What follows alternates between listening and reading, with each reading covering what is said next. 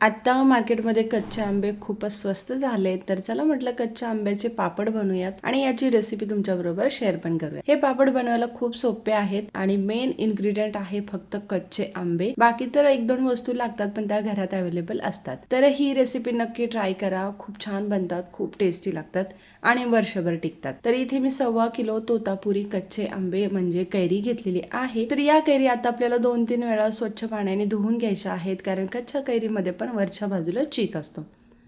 तर बघा 2-3 वेळा मी स्वच्छ धुवून घेतलेल्या आहेत। आता आपल्याला याच्या वरची साली काढायच्या आहेत।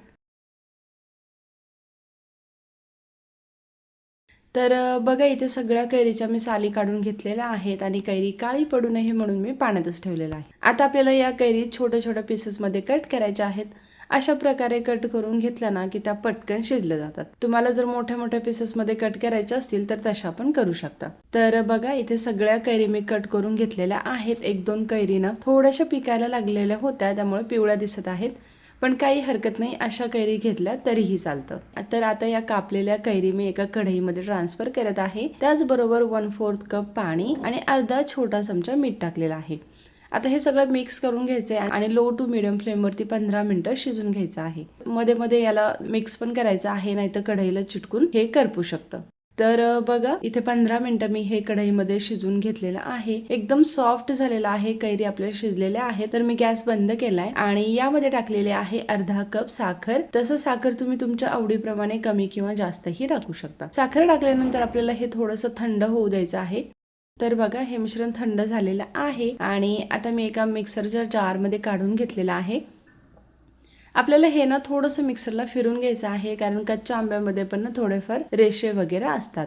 तर बघा मिक्सरला मी फिरून घेतलंय आणि याची छान अशी प्युरी झालेली आहे। तर आता ही प्युरी मी सेम कढईमध्ये परत एकदा ट्रान्सफर केलेली आहे। आता परत एकदा याला 10 ते 12 मिनिटं शिजून घ्यायचंय।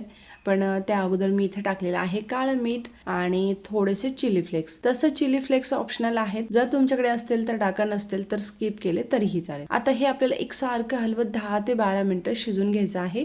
तर बघा मिश्रण आपलं छान घट्ट झालेलं आहे। जर तुम्हाला असं वाटत असेल ना की हे किती शिजवायचं किंवा किती घट्ट झालंय, हे कसं ओळखायचं, तर ते जर नसेल समजत ना, तर तुम्ही लो टू मीडियम फ्लेमवरती एकसारखं चालू त्याला 10 ते 12 मिनिटं शिजून घ्या। एवढ्या वेळामध्ये हे एकदम छान असं शिजलं जातं। आणि आता आपल्याला 2 ताटांना ना तेल किंवा तूप लावून घ्यायचं आहे। जर तुमच्याकडे कडक ऊन असेल ना तर हा पापड जाड बनवला तरी चालेल, पण माझ्या घरामध्ये ऊन एकदमच कमी येतं, त्यामुळे मी 2 ताटाला तेल लावून घेतलेलं आहे आणि 2 पातळ पातळ पापड बनवणार आहे। आता ताटामध्ये हे मिश्रण टाकलं ना की कडक उन्हात 1 दिवस लागतो याला सुकण्यासाठी, म्हणजे ड्राय होण्यासाठी। आणि जर तुमच्या घरात ऊन येत नसेल तर याच्यावरती एकदम पातळ ओढणी किंवा कुठलाही कपडा टाकायचा आणि 2 ते 3 दिवस छान याला सुकून द्यायचं। तर बघा पातळ कपडा टाकून मी 2-3 दिवस हे सुकण्यासाठी ठेवलेलं होतं। आता हे ड्राय झाले की नाही हे कसं ओळखायचं, तर ताटातून इझिली पूर्ण पापड सेपरेट झाला की समजायचं हा पापड तयार आहे। तर आता हा पापड तर एकदम छान असा तयार आहे, सावलीमध्ये पण खूप छान वाळतो। तर आता मी कट करून दाखवते, तर तुम्हाला आवडेल त्या शेपमध्ये कट करू शकता। तर आपले हे कच्च्या आंब्याचे पापड तयार आहेत, 1 वर्षभरही याला स्टोर करून ठेवू शकता। तर एकदा रेसिपी नक्की ट्राय करा आणि आवडली तर लाईक, सबस्क्राईब आणि शेअर करायला विसरू नका। Thank you so much for watching my video.